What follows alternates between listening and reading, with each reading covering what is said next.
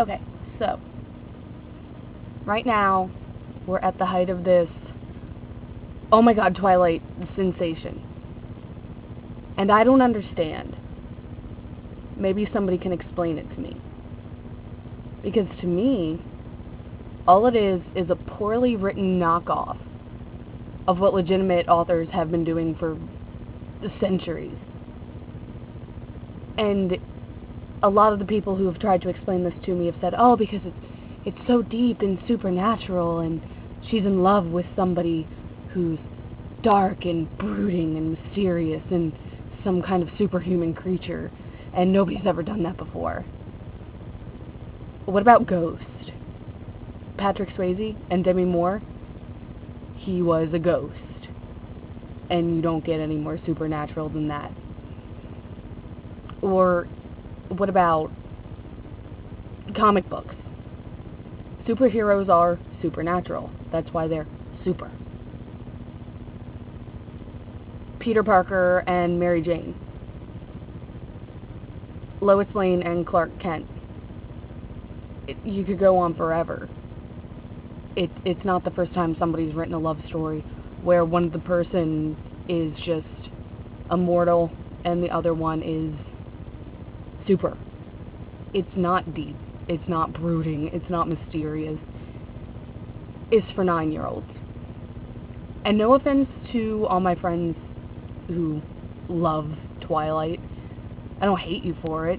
You're still my friend. I just think that you're really dumbing yourself down.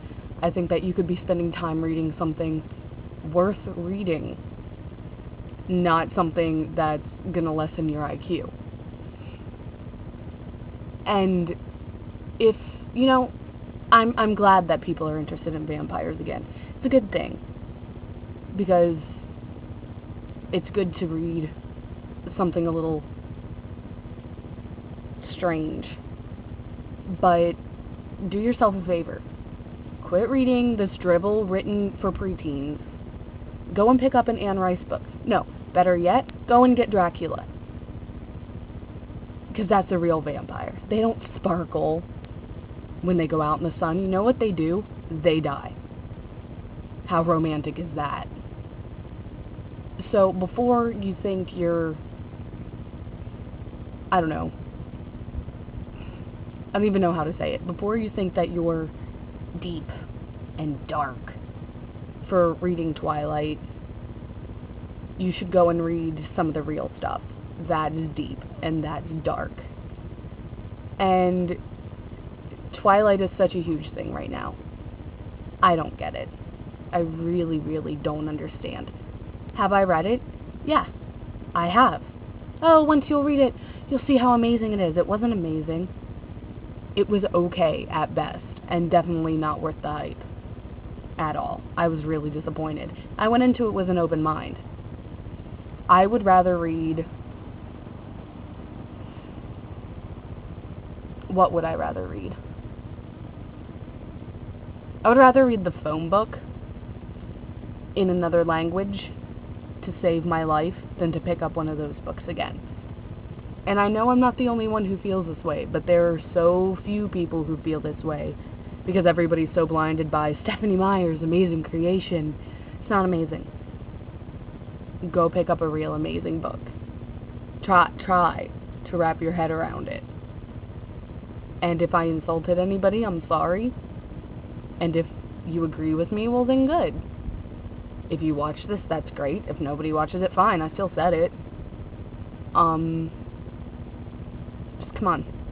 It's not that great. It's a book.